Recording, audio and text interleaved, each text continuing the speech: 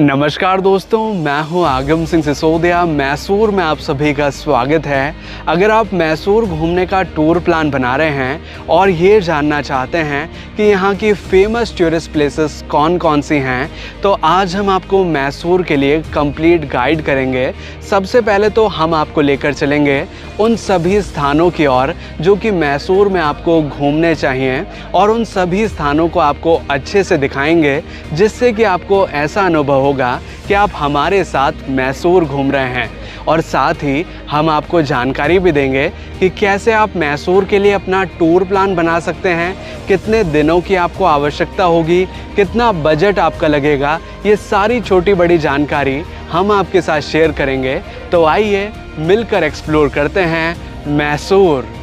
मैसूर में हमारा ये ट्रिप 3 दिन का होने वाला है, और इस ट्रिप के दौरान जिन स्थानों को हम एक्सप्लोर करेंगे उनका सीक्वल कुछ इस प्रकार होगा कि सबसे पहले हम चलेंगे मैसूर पैलेस को एक्सप्लोर करने, जो कि भारत का सबसे बड़ा पैलेस है। मैसूर पैलेस के बाद हम चलेंगे चामुंडेश्वरी मंदिर में दर्शन के लिए, जो कि वही स्थान है जहां पर मां चामुंडा ने महिषासुर राक्षस का अंत किया था। चामुंडेश्वरी टेम्पल के बाद हम चलेंगे सेंट फिलोमिनास चर्च को एक्सप्लोर करने, जो कि अपने आर्किटेक्चर के लिए बेहद मशहूर है। चर्च को देखने के बाद हम चलेंगे वृंदावन गार्डन को देखने, जो कि अपने म्यूजिकल फाउंटेन्स के लिए फेमस है। इसके बाद हम चलेंगे मैसूर के सैंड म्यूज़ियम को एक्सप्लोर करने, जो कि रेत से बनी हुई मूर्तियों के लिए प्रसिद्ध है। सैंड म्यूज़ियम के बाद हम चलेंगे ललिता महल को एक्सप्लोर करने, जो कि मैसूर का सेकंड लार्जेस्ट पैलेस है। इसके बाद हम चलेंगे मैसूर ज़ू को एक्सप्लोर करने, जो कि वाकई में बहुत ख़ास है, क्योंकि यहाँ पर कई सारे ऐसे वाइल्ड एनिमल्स हैं जो कि नॉर्मली ज़ू में दिखाई नहीं देते। लेकिन बस इतना ही नहीं, हमारे मैसूर के 3 दिन के ट्रिप के दौरान हम और भी कई सारे स्थान हैं जिन्हें एक्सप्लोर करेंगे। और इन सभी स्थानों को घूमने के लिए हमने एक ट्रैवल पैकेज बुक किया है फ्लूटो हॉलीडेज़ कंपनी के साथ। अब ये पैकेज हमें कितने का पड़ा, इसमें क्या क्या चीज़ें शामिल हैं, ये सारी जानकारी हम आपके साथ शेयर करेंगे। लेकिन इससे पहले आइए शुरुआत करते हैं मैसूर पैलेस के साथ। मैसूर पैलेस में प्रवेश करने का शुल्क एक एडल्ट का लगता है 100 रुपीज़ पर पर्सन का। लेकिन अगर आपकी उम्र 10 साल से लेकर 18 साल के बीच में है तो आपका चार्ज लगता है 50 रुपीज़ पर पर्सन का। और अगर आपके साथ 10 साल से छोटे बच्चे हैं तो उनका कोई चार्ज यहाँ नहीं लगता है।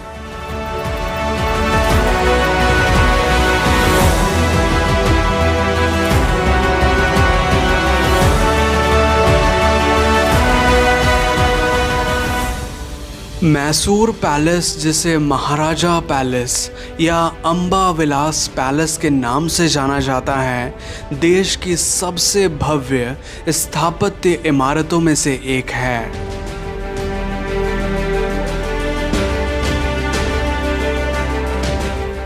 ये महल वाडियार राजवंश का निवास स्थान हुआ करता था, और ये राजमहल शहर के केंद्र में स्थित है।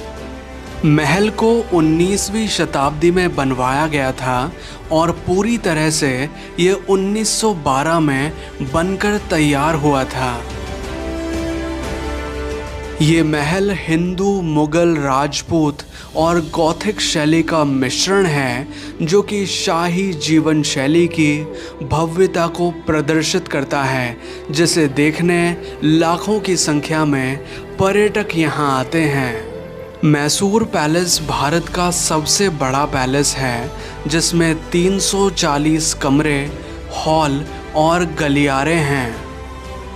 वाडियार राजवंश के स्मृति चिन्ह, आभूषण, शाही पोशाकें, रत्न जड़ित सिंहासन, जटिल नक्काशीदार दरवाजे, स्वर्ण हौदे, चित्रकारी इस महल की खास देखने लायक चीज़ें हैं। और इसी वजह से इस महल को ताजमहल के बाद सबसे अधिक देखा जाता है।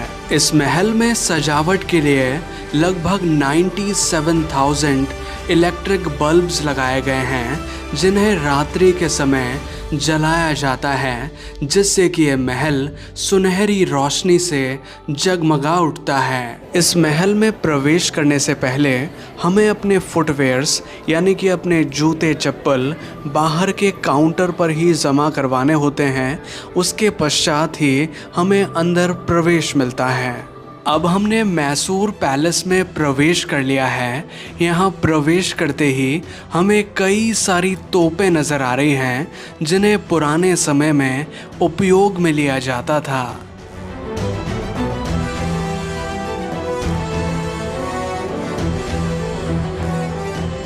पुराने समय में इस महल में एक विवाह समारोह के दौरान आग लग गई थी और उसमें ये महल पूरा नष्ट हो गया था।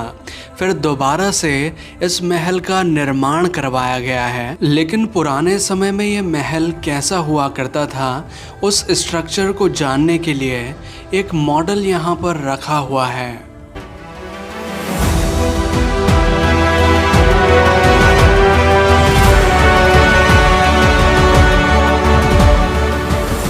अभी जो ये सिंबल आप देख रहे हैं, ये मैसूर के वाडियार राजवंश का प्रतीक चिन्ह है।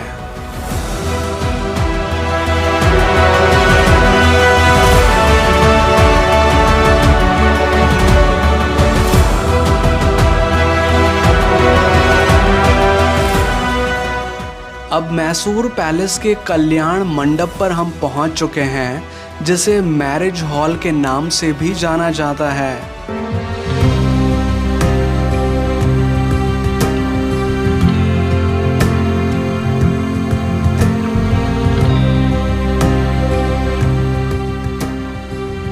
कल्याण मंडप में राज परिवार के विवाह समारोह हुआ करते थे और वाकई में इस मंडप की कारीगरी बहुत खूबसूरत है।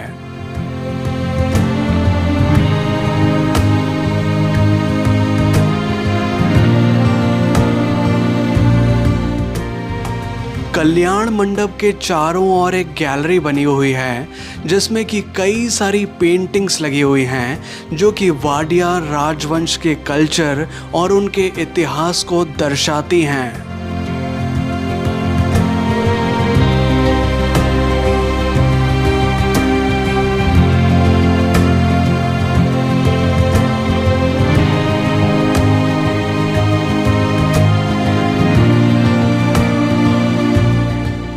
अब महल की पिक्चर गैलरी में हम पहुंच चुके हैं, जहां पर राज परिवार के मेंबर्स की कई सारी पेंटिंग्स लगी हुई हैं।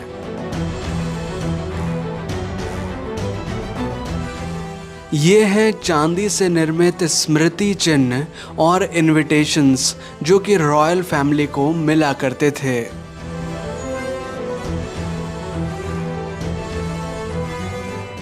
ये है चांदी से निर्मित सिंहासन और इसके बीच में आप देखेंगे तो एक पेंटिंग नज़र आएगी, जिसके दोनों तरफ है हाथी के असली दांत।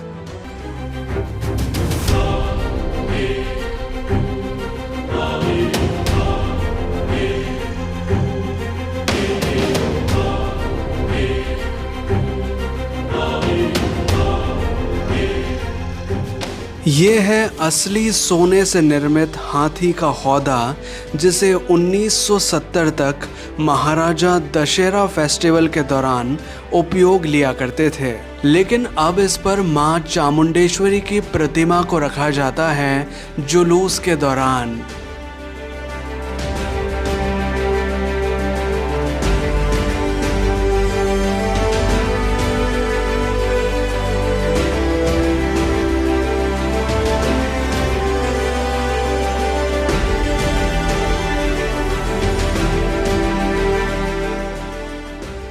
मैसूर पैलेस के एक ऐसे सेक्शन में हम पहुंचे हैं जो कि पब्लिक दरबार हॉल का हिस्सा है, यानी कि दीवाने आम का हिस्सा।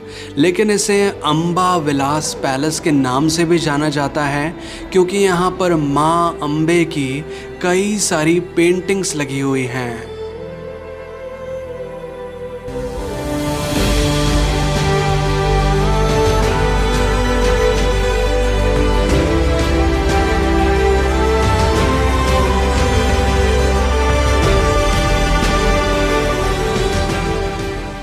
ये है पब्लिक दरबार हॉल, जिसे दीवाने आम के नाम से भी जाना जाता है। यहाँ नीचे की ओर पब्लिक बैठा करती थी और ऊपर की ओर महाराजा और उनके मंत्रीगण बैठा करते थे। यहीं से महाराजा लोगों की प्रॉब्लम सुना करते थे और उनका समाधान किया करते थे।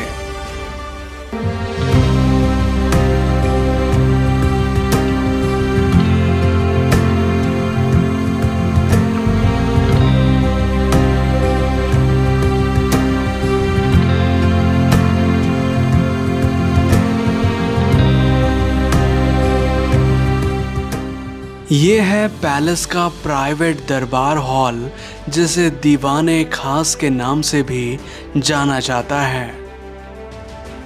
यहाँ पर रॉयल फैमिलीज और उनके मुख्य मेंबर्स की मीटिंग हुआ करती थी।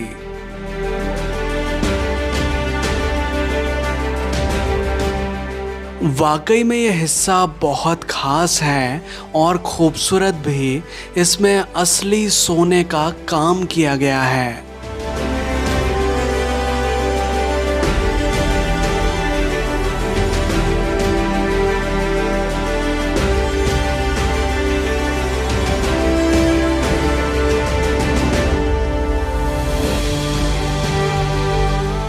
अब मैसूर पैलेस को विज़िट करके हम बाहर की ओर आ चुके हैं, लेकिन मैसूर पैलेस के इनर कंपार्टमेंट में ही कुछ मंदिर भी बने हुए हैं, जहां पर भी अगर आप चाहें तो दर्शन कर सकते हैं। यहां अंदर ही मैसूर पैलेस का रेजिडेंशियल विंग है, जिसे भी आप देख सकते हैं।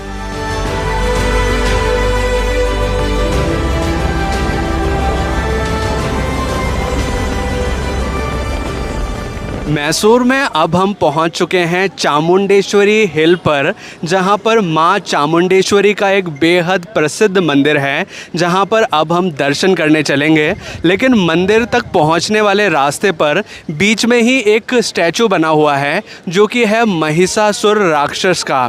इस राक्षस के एक हाथ में आपको तलवार नज़र आएगी और दूसरे हाथ में एक सांप नज़र आएगा। काफ़ी बड़ी प्रतिमा मंदिर मार्ग में ही ये बनी हुई है और इस रास्ते से होकर हम मंदिर तक पहुंचते हैं। लेकिन मंदिर जाने से पहले आप इस स्टैचू के साथ कुछ अच्छे पिक्चर्स क्लिक कर सकते हैं।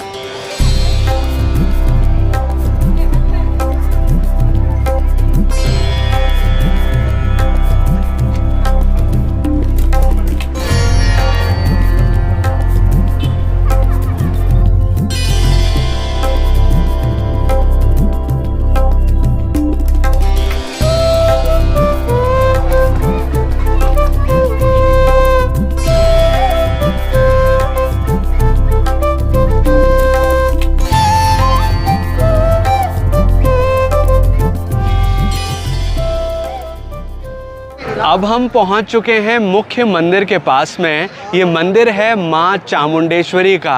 ये मंदिर समुद्र तल से 3500 फीट की ऊंचाई पर बना हुआ है। मंदिर दक्षिण भारतीय वास्तुकला में बना हुआ है और मंदिर का डिस्टेंस मैसूर सेंटर से लगभग 13 किलोमीटर्स का है।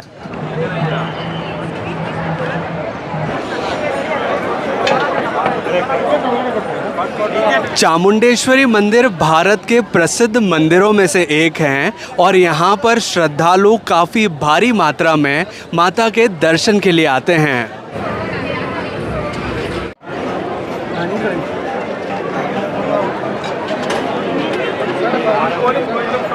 पौराणिक किंवदंतियों के अनुसार यही वो स्थान है जहां मां चामुंडेश्वरी ने महिषासुर को हराया था और उसका वध किया था। और मां चामुंडेश्वरी मैसूर राजघराने की कुल देवी भी हैं। यहाँ पर वीआईपी दर्शन के लिए भी एक टिकट काउंटर बना हुआ है, जिसमें चार्ज लगता है 100 रुपीज़ पर पर्सन का। अगर आपको थोड़ी जल्दी है, आप लाइन में ज़्यादा नहीं लगना चाहते, तो आप यहाँ से टिकट परचेज़ कर सकते हैं। मंदिर की कुछ और विशेषताओं के बारे में मैं आपको जानकारी देना चाहूँगा कि मंदिर 7 मंजिलों में बना हुआ है। मंदिर का जो मुख्य प्रवेश द्वार है वो चांदी से निर्मित है और मंदिर का जो आर्किटेक्चर है वो साउथ इंडियन द्रविड़ शैली का है। और मंदिर की इन मंजिलों में आप देखेंगे तो आपको बहुत खूबसूरत कारीगरी देखने मिलेगी। लेकिन मंदिर के अंदर फोटोग्राफी और वीडियोग्राफी अलाउड नहीं है, इस वजह से हम आपको मंदिर के अंदर का भाग नहीं दिखा पाएंगे। चामुंडेश्वरी हिल एक तरह का धार्मिक स्थान तो है ही सही, लेकिन साथ ही यहाँ पर एक बहुत ही खूबसूरत व्यू पॉइंट भी बना हुआ है। और ये व्यू पॉइंट तब आता है जब हम मंदिर से थोड़ा नीचे की ओर बढ़ते हैं, यानी कि मंदिर तो ऊपर की साइड है, लेकिन मंदिर से जब हम थोड़ा नीचे आते हैं तो एक व्यू पॉइंट आता है जहाँ से मैसूर का बहुत खूबसूरत नज़ारा नज़र आता है। पूरा का पूरा मैसूर शहर हम यहाँ से एक साथ देख पाते हैं। इस व्यू पॉइंट पर 2 बड़े बड़े बाइनोकुलर्स भी रखे हुए हैं जिनसे कि हम मैसूर शहर का क्लोजअप व्यू ले सकते हैं।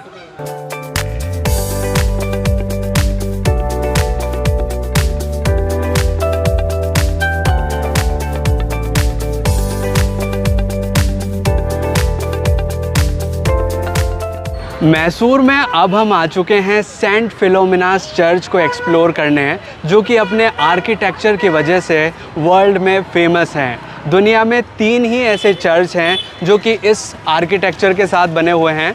एक चर्च है मैसूर का, जिसे अभी हम देखने आए हैं। दूसरा जो चर्च है वो है न्यूयॉर्क में, और तीसरा जो चर्च है वो है जर्मनी में। तो 3 ही ऐसे आर्किटेक्चर वाले चर्च हैं, इस वजह से ये चर्च काफ़ी ख़ास है। सेंट फिलोमिनास चर्च के बारे में ये ख़ास बात है कि ये दुनिया के सबसे ज़्यादा टॉलेस्ट चर्चेज़ में से एक है, यानी कि इसकी हाइट बहुत ज़्यादा है। और कई सारी बॉलीवुड मूवीज़ की शूटिंग भी इस चर्च में हुई है। इनमें से एक बहुत ही प्रसिद्ध मूवी है जिसकी शूटिंग इस चर्च में हुई थी। उस मूवी का नाम है अमर अकबर एंथनी। अमिताभ बच्चन ने उसमें एंथनी का रोल किया था, और जो चर्च के सीन फिल्माए गए हैं मूवी के अंदर वो इसी चर्च के हैं।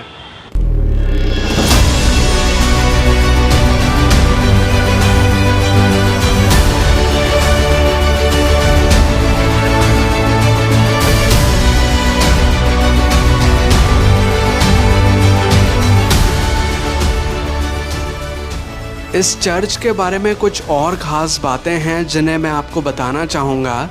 इस चर्च को न्यू गॉथिक स्टाइल में बनाया गया है। इसके जो 2 टावर्स हैं उनकी हाइट है 175 फीट्स की। ये चर्च 1941 में बनकर तैयार हुआ था। और सबसे ख़ास बात कि जब हम इस चर्च को एरियल व्यू से देखते हैं तो ये चर्च का ऊपरी डिज़ाइन होली क्रॉस के जैसा नज़र आता है।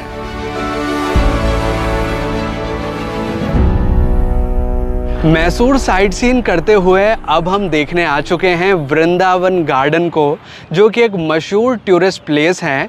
लेकिन वृंदावन गार्डन से सटा हुआ ही है कृष्ण राजा सागर डैम, जो कि कावेरी नदी के ऊपर बना हुआ है, जिसका भी नज़ारा यहाँ से बड़ा ही खूबसूरत नज़र आता है।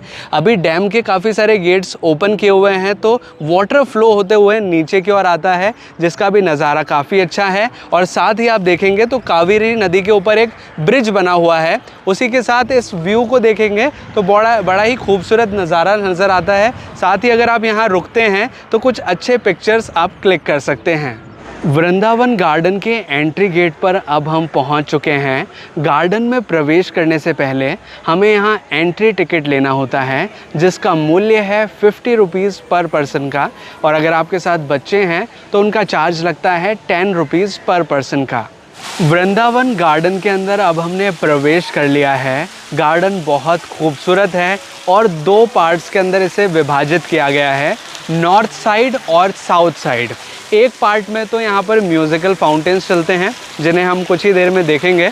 लेकिन डे टाइम में ये गार्डन कैसा दिखता है वो मैं आपको दिखाना चाहूँगा।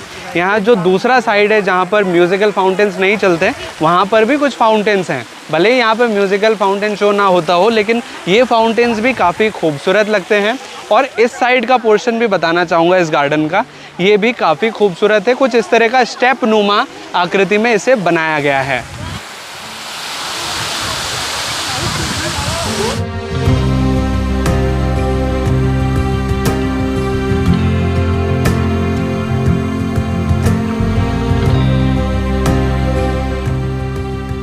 वृंदावन गार्डन में कई सारी बॉलीवुड फिल्म्स की शूटिंग हुई है और ये गार्डन देखने में बहुत खूबसूरत है।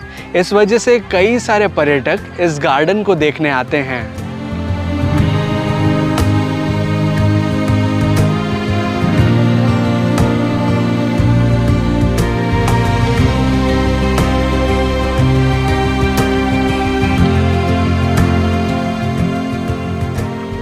अब हम पार्क के दूसरे सेक्शन में आ चुके हैं जहां पर होता है म्यूजिकल फाउंटेन शो। और फाउंटेन शो के लिए हमें थोड़ा सा आगे की ओर जाकर एक सिटिंग अरेंजमेंट यहां पर बनाया हुआ है, वहां तक जाना होता है जहां से हम देख पाते हैं म्यूजिकल फाउंटेन शो को।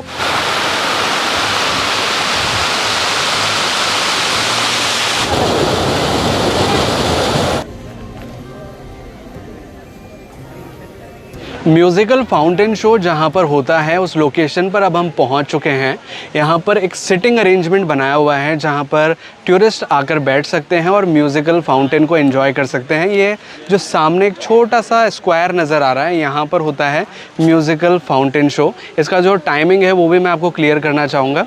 शाम को 6:45 पे के लगभग ये शो चालू होता है, पहला शो, और 7 बजे तक चलता है। कुल मिला के 15 मिनट का ये शो होता है। फिर 7 बजे से लेकर 7:15 तक शो होता है, फिर 7:15 से 7:30 तक। इस प्रकार से ये 15-15 मिनट के 3-4 शो होते हैं। और संडे या सैटरडे जो वीकेंड्स होते हैं उस दिन इसके शो थोड़े ज़्यादा कर देते हैं क्योंकि बहुत सारे लोग यहाँ पर विज़िट करने आते हैं।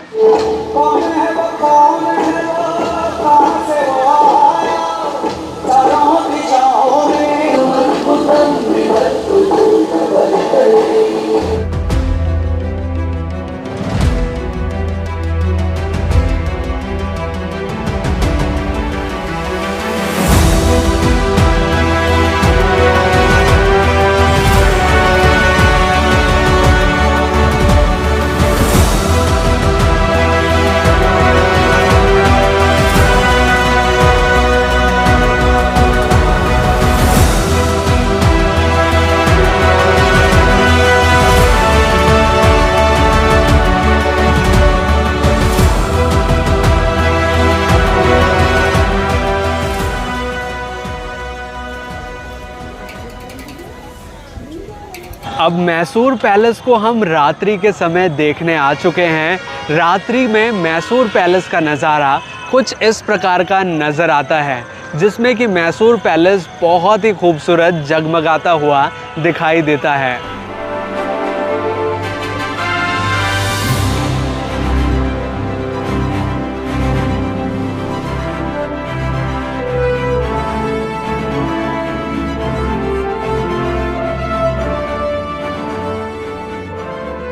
मैसूर पैलेस पर इस तरह की लाइटिंग का जो नज़ारा है वो संडे या फिर किसी फेस्टिवल के दौरान ही नज़र आता है। या तो आप संडे यानी कि वीकेंड के दिन यहाँ पर आएँ, या फिर दिवाली, दशहरा या किसी तरह का जो प्रमुख त्यौहार है उस दौरान यहाँ पर कई सारी लाखों में इस तरह की लाइटें जलाई जाती है, जिससे कि ये नज़ारा बहुत खूबसूरत लगता है। मैसूर पैलेस में लाइट एंड साउंड शो भी होता है। इसकी कुछ जानकारी मैं आपके साथ शेयर करना चाहूँगा। Light and sound show 2 languages में होता है, कन्नड़ और इंग्लिश में। अगर आप इंग्लिश में लाइट एंड साउंड शो को देखना चाहते हैं तो थर्सडे से सैटरडे तक आप देख सकते हैं। शो का टाइमिंग होता है शाम को 7 बजे से लेकर 8 बजे तक, और इसका टिकट चार्ज लगता है एक एडल्ट के लिए 120 रुपीज़ का।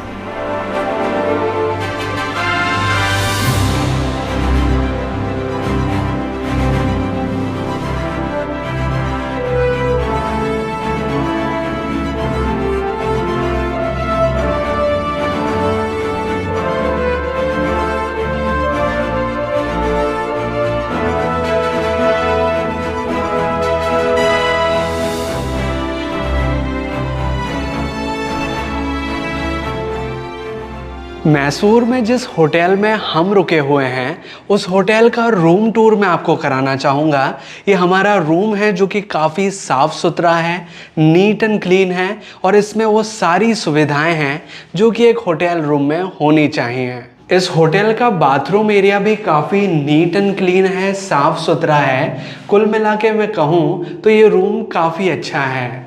ये होटल रूम हमारे टूर पैकेज में शामिल है जो कि हमने बुक किया है फ्लूटो हॉलीडेज कंपनी के साथ।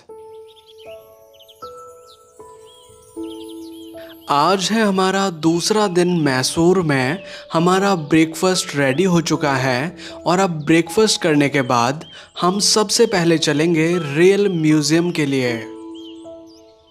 अब हम आ चुके हैं मैसूर के रेल म्यूज़ियम को देखने, जो कि एक इंटरेस्टिंग प्लेस है क्योंकि यहाँ पर रेल के यानी कि ट्रेन के अलग अलग मॉडल्स देखने मिलते हैं और रेल के अंदर ही काफ़ी सारी इंटरेस्टिंग चीज़ें हैं जिन्हें बना रखी हैं अंदर की ओर।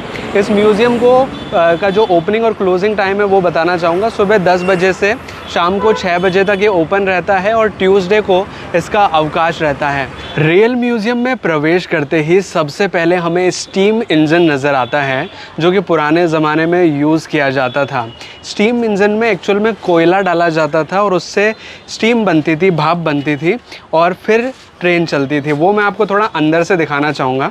आपने इस तरह का सीन कई सारी बॉलीवुड मूवीज़ में देखा होगा कि इस तरह की स्टीम इंजन्स को चलाने के लिए ये एक यहाँ पर भट्टी होती है, इसमें कोयला वो कंटिन्यूसली डालते रहते हैं इस तरह से और यहाँ पीछे कोयले का वो स्टोर रखते हैं पूरा, जिससे कि इस पूरी ट्रेन को फ्यूल प्रोवाइड हो सके।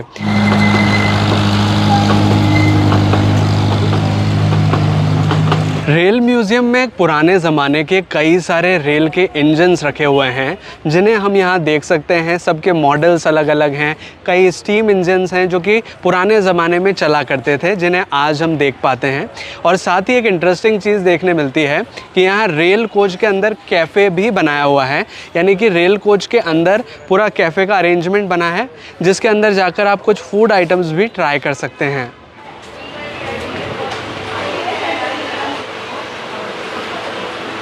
कैफ़े के अंदर मैं आ चुका हूँ और अंदर के साइड बहुत ही अच्छा अरेंजमेंट किया गया है। अंदर ऐसा लग रहा है जैसे कोई रूम हो। जो रेल की सीट्स वगैरह होती हैं वो नॉर्मली इससे हटा दी गई है और जो नॉर्मल टेबल या चेयर होती हैं उन्हें यहाँ पर रख दिया गया है। साथ ही यहाँ पर एक सेल्फ सर्विस काउंटर भी बना हुआ है जहाँ से आप फूड वगैरह ऑर्डर कर सकते हैं। यहाँ पर जो फूड मिलता है उसकी स्पेशलिटी ये है कि यहाँ पर बिना अनियन यानी कि बिना प्याज बिना लहसुन के खाना मिलता है जो कि बिल्कुल शुद्ध होता है।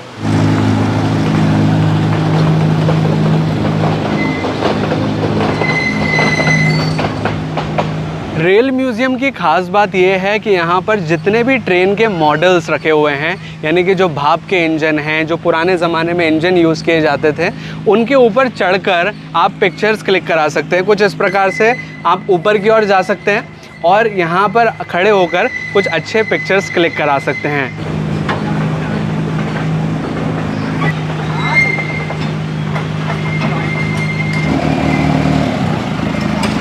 रेल म्यूज़ियम की एक फ़ायदे की बात यह है कि जो 50 रुपये का एंट्री टिकट हम यहाँ अंदर आने के लिए देते हैं उसी में यहाँ पर ये ट्रेन की राइड भी फ्री देते हैं, जिससे कि आप इस पूरे म्यूज़ियम को इस टॉय ट्रेन से आराम से घूम सकते हैं और एंजॉय कर सकते हैं।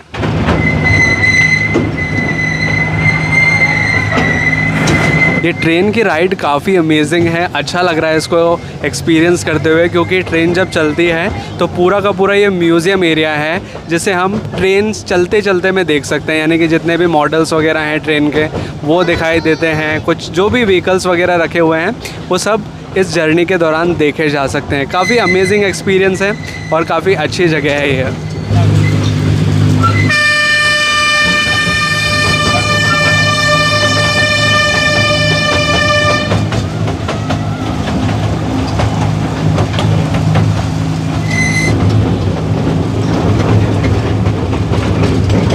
रेल म्यूज़ियम के अंदर एक स्पेसिफिक एरिया बनाया गया है जिसमें कि महारानी सैलून करके एक ट्रेन का पूरा कोच है जिसमें कि बहुत लग्जरी फैसिलिटीज़ दी गई हैं।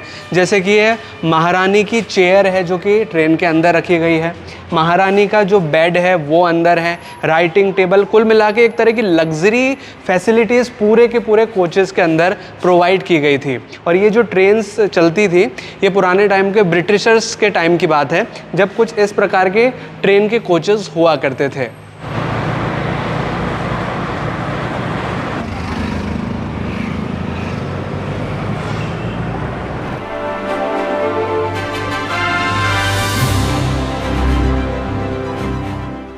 अब हम आ चुके हैं मैसूर के सेकंड लार्जेस्ट पैलेस को देखने, जिसका नाम है ललिता महल, जो कि मैसूर का दूसरा सबसे बड़ा पैलेस है।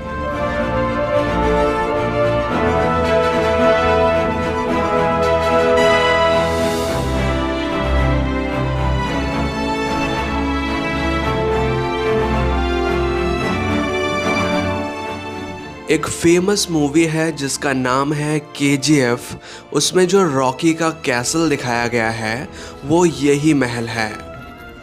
इस पैलेस को अब होटल के अंदर तब्दील कर दिया गया है, लेकिन फिर भी हम इसका कुछ भाग विज़िट कर सकते हैं। एज ए विज़िटर इसके अंदर एंट्री करने का चार्ज लगता है 100 रुपीज़ पर पर्सन का।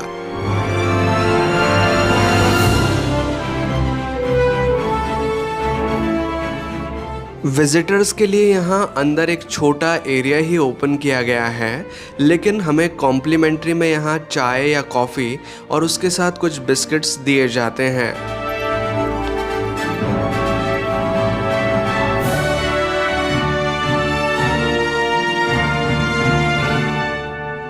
मैसूर में अब हम आ चुके हैं सैंड म्यूज़ियम को देखने, जहां पर सैंड का इस्तेमाल करके यानी कि रेत का इस्तेमाल करके कई सारी खूबसूरत प्रतिमाएं बनाई गई हैं जो कि देखने लायक है। इस म्यूज़ियम को देखने का एंट्री टिकट लगता है 60 रुपीज़ पर पर्सन का। इस म्यूज़ियम के ओपनिंग और क्लोजिंग टाइम के बारे में अगर बात करें तो ये म्यूज़ियम सुबह 8:30 बजे ओपन हो जाता है और शाम को 6:30 बजे तक ये ओपन रहता है। तो इस दौरान आप इस म्यूज़ियम को देख सकते हैं। हमने यहाँ का एंट्री टिकट परचेज़ कर लिया है, तो चलिए अब म्यूज़ियम के अंदर चलते हैं और इसे अंदर से देखते हैं। इस म्यूज़ियम में जो सैंड स्कल्पचर्स बने हुए हैं उन्हें बनाने में 5 महीने का समय लगा है और इन्हें बनाया है मिस एमन गौरी ने। सैंड म्यूज़ियम के अंदर अब हमने प्रवेश कर लिया है।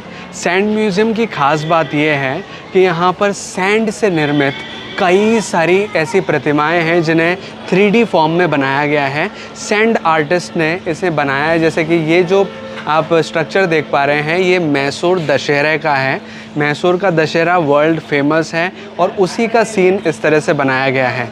इसी प्रकार से यहाँ पर जो एस्ट्रोलॉजी में 12 राशियाँ होती हैं उसका पूरा स्ट्रक्चर बनाया गया है। साथ ही पीछे की ओर देखें तो माँ चामुंडा का ये जो स्ट्रक्चर है वो बनाया गया। एक तरह से मूर्तियाँ बनाई गई हैं सैंड की मदद से।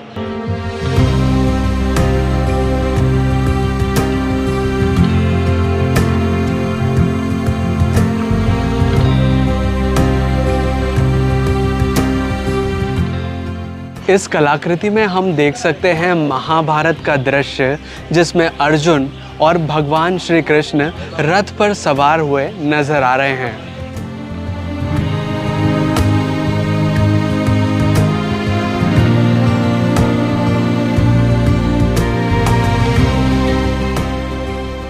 सैंड का ये वाला स्ट्रक्चर काफ़ी इंटरेस्टिंग है क्योंकि इसमें समुद्र का बहुत ही अच्छा नज़ारा दिखाया गया है। जैसे कि यह है जलपरी का दृश्य, साथ ही ऊपर ऑक्टोपस बनाया है, नीचे एक व्यक्ति जो कि डाइविंग कर रहा है वो दिखाया गया है, कछुआ दिखाया है, साथ ही जो जल के देवता होते हैं वो दिखाए गए हैं, डॉल्फिन से। कुल मिलाकर पूरा सी का एक समुद्र का नज़ारा दर्शाया गया है।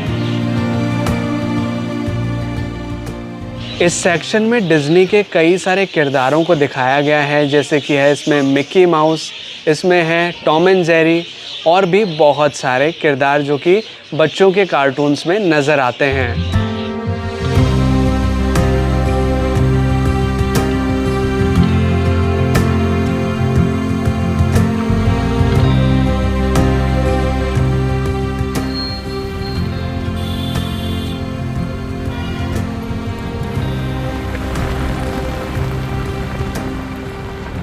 मैसूर में अब हम देखने आ चुके हैं जगन मोहन पैलेस को, जो कि मैसूर का 3rd लार्जेस्ट पैलेस है। और अभी हमारे पीछे आप देख पाएंगे ये इसका फ्रंट साइड एरिया है, लेकिन ये पैलेस काफ़ी बड़ा है, पीछे की साइड तक ये फैला हुआ है। लेकिन इस पैलेस को देखने का चार्ज लगता है 60 रुपीज़ पर पर्सन का। और ये सुबह 8:30 बजे ओपन हो जाता है और शाम को 5 बजे तक ओपन रहता है। तो चलिए पैलेस के अंदर चलते हैं और इसे अंदर से देखते हैं।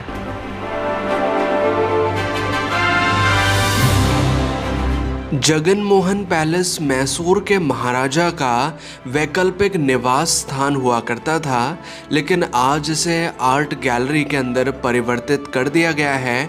इसमें कई सारी पेंटिंग्स हैं जो कि रॉयल फैमिली से बिलोंग करती हैं और कई सारी ऐसी चीज़ें हैं, कई सारे ऐसे फर्नीचर्स हैं जो कि रॉयल फैमिली इस्तेमाल किया करती थी।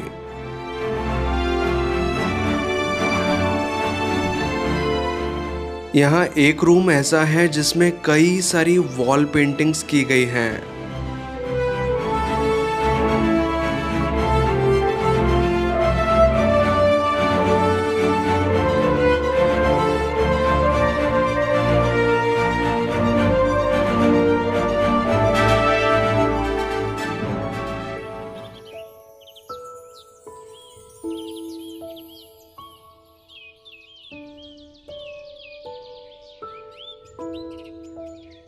अब हम चल रहे हैं मैसूर का सुप्रसिद्ध चिड़ियाघर देखने, जिसका नाम है श्री चामराजेंद्र जूलॉजिकल गार्डन, जहां पर विभिन्न प्रकार के वाइल्ड एनिमल्स हैं। कई सारे ऐसे जीव हैं यहाँ पर जो कि देश विदेश से लाए गए हैं और ये ज़ू काफ़ी फेमस भी है। इसके अंदर चलेंगे अब हम और उन सभी वाइल्ड एनिमल्स को देखेंगे। चिड़ियाघर में प्रवेश करने का शुल्क लगता है 100 रुपीज़ पर पर्सन का, और अगर आपके साथ बच्चे हैं जिनकी उम्र है 5 साल से लेकर 12 साल की, तो उनका चार्ज लगता है 50 रुपीज़ का। ज़ू का ओपनिंग टाइमिंग है सुबह 8:30 बजे से लेकर शाम को 5:30 बजे तक का, और ट्यूसडे यानी कि मंगलवार के दिन ज़ू का अवकाश होता है। अभी जो सबसे पहला वाइल्ड एनिमल हम देख रहे हैं ये है तेंदुआ यानी कि लेपर्ड, लेकिन अक्सर लोग इसे चीते के साथ कंफ्यूज करते हैं, लेकिन ये दोनों अलग अलग प्रजातियां हैं। एक्चुअल में चीता ये वाला होता है। इसके शरीर पर आप देखेंगे तो आपको ब्लैक कलर की बिंदियां नज़र आएंगी, ब्लैक कलर के डॉट्स नज़र आएंगे, और इनका शारीरिक स्ट्रक्चर भी काफ़ी पतला दुबला होता है। इस वजह से ये काफ़ी तेज़ गति से दौड़ पाते हैं। ये है बंगाल टाइगर, जिनकी संख्या हमारे देश में विश्व भर में सबसे ज़्यादा है, और इन्हें यहाँ पर कुछ इस प्रकार के कांच में रखा जाता है जिनसे कि हम इन्हें बहुत करीब से देख पाते हैं। ये है एशियाटिक लायन यानी कि बब्बर शेर।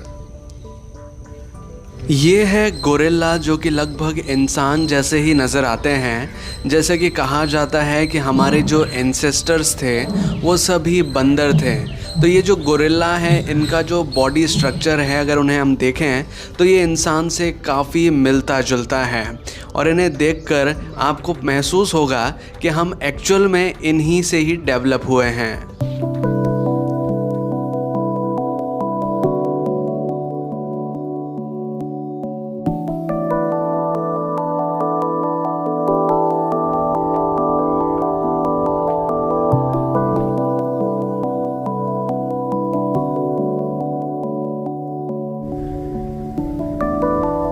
अब मैं आपको 2 तरह के गेंडे दिखाने वाला हूँ। ये जो सबसे पहला गेंडा आप देख रहे हैं इसे कहा जाता है सिंगल हॉर्न राइनो, यानी कि एक सींग का गेंडा, जो कि भारत में पाया जाता है। और अब ये दूसरी वैरायटी का जो गेंडा आप देख रहे हैं इसे कहा जाता है डबल हॉर्न राइनो, यानी कि 2 सींग का गेंडा, जो कि अफ्रीका में पाया जाता है।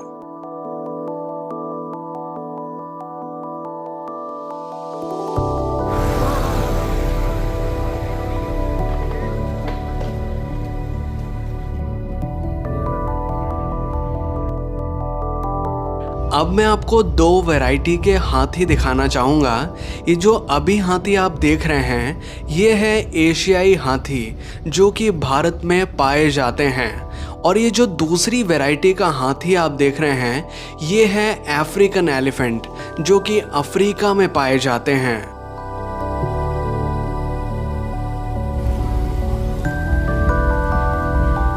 इस चिड़ियाघर में इतने ज़्यादा वाइल्ड एनिमल्स होने का एक प्रमुख कारण है क्योंकि यहाँ के जो महाराजा थे श्री चाम राजेंद्र, उन्हें जानवरों से बहुत लगाव था। तो जब भी वो विदेश यात्रा के लिए जाया करते थे तो वहाँ से अलग अलग प्रजाति के वाइल्ड एनिमल्स लाया करते थे। अभी हम देख रहे हैं छोटे साइज के कंगारू जो कि नॉर्मली ऑस्ट्रेलिया में पाए जाते हैं।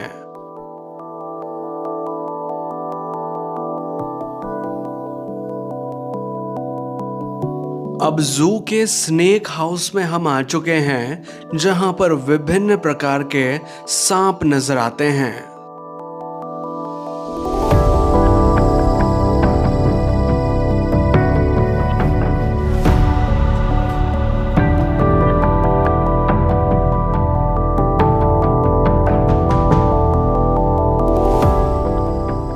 अब एक सबसे इंटरेस्टिंग सांप आपको दिखाना चाहूँगा जो कि है ग्रीन एनाकोंडा, जो कि दुनिया का सबसे बड़ा सांप है। हालांकि इसमें जहर नहीं होता लेकिन इसका साइज बहुत बड़ा होता है।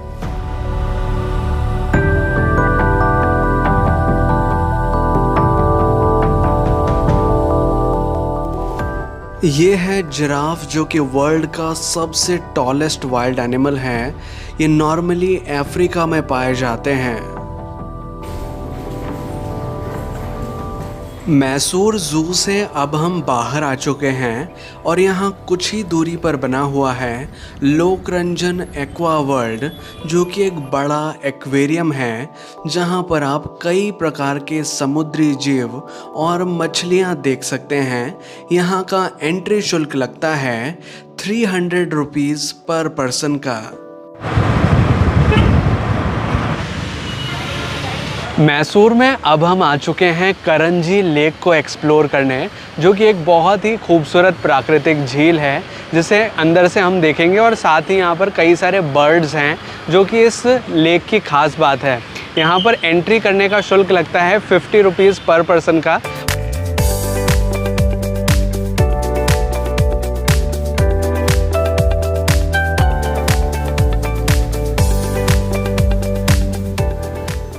करंजी लेक के मेन पॉइंट पर अब हम पहुंच चुके हैं।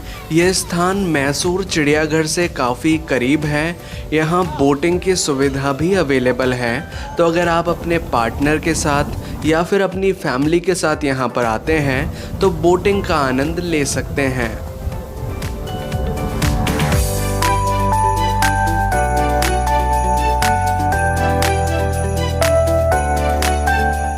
यहाँ अंदर ही एक एरिया बना हुआ है जिसे एविएट्री यानी कि पक्षी घर कहा जाता है। यहाँ पर कई प्रकार के पक्षी हैं और मोर को यहाँ पर डांसिंग करते हुए इजीली देखा जा सकता है।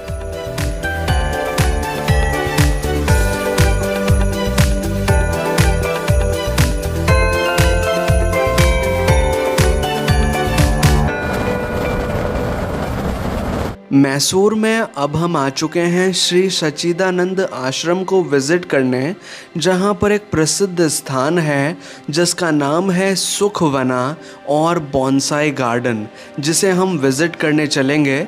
लेकिन इससे पहले यहां पर एक प्रसिद्ध मंदिर है हनुमान जी का, तो यहां पहले दर्शन करेंगे और उसके बाद बढ़ेंगे सुखवना और बॉन्साई गार्डन की ओर।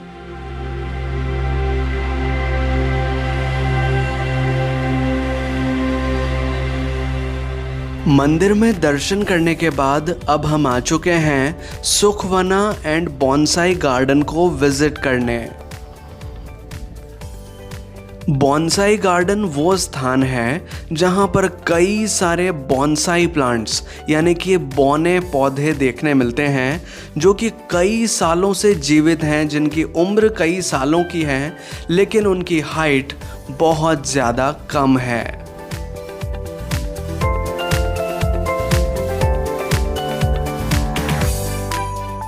बॉन्साई गार्डन के पास में है सुखवना, जहाँ पर अब हम आ चुके हैं। यहाँ पर कई सारे बड़े साइज़ के तोते हैं यानी कि मकाओ हैं, जिन्हें हम यहाँ देख सकते हैं और चाहें तो अपने हाथ में भी ले सकते हैं।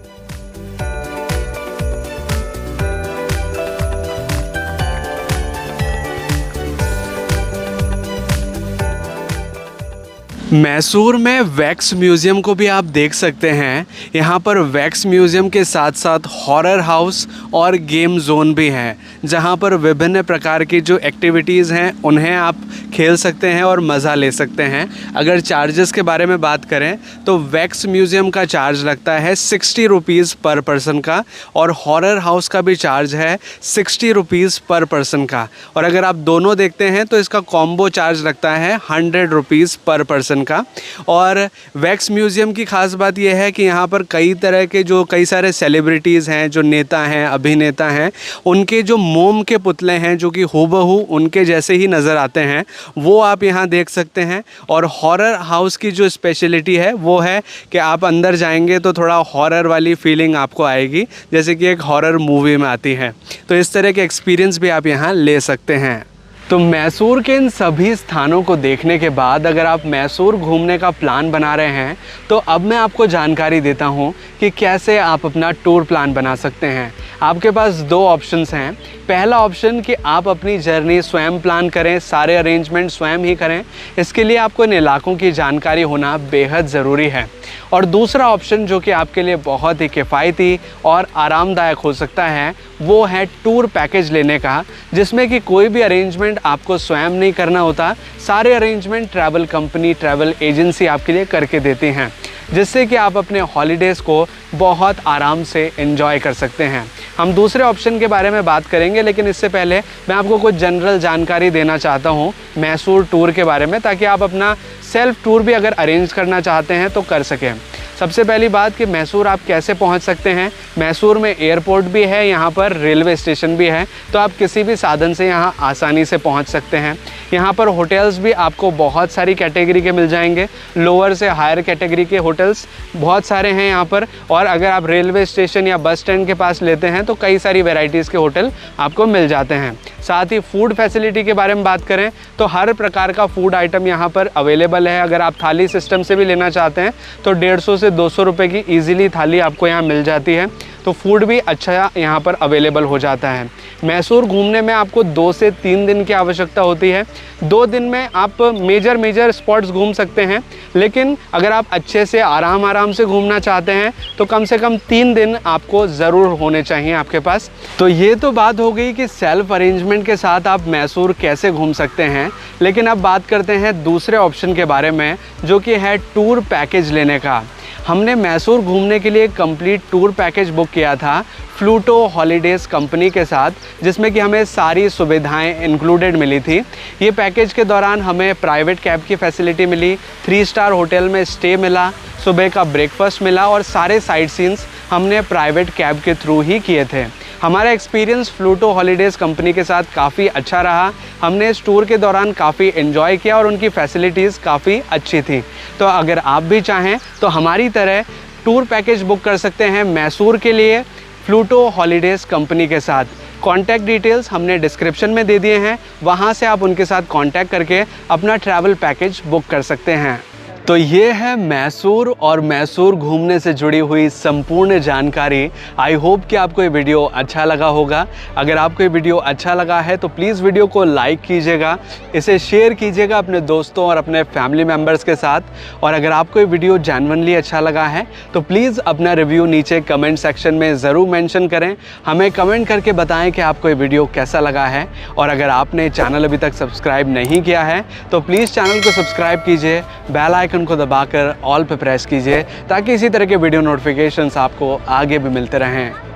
और अगर आप चाहें तो मुझे इंस्टाग्राम पे भी फॉलो कर सकते हैं। मेरा इंस्टाग्राम आईडी है आगम सिंह सिसोदिया, जिसका लिंक हमने डिस्क्रिप्शन में भी दिया हुआ है।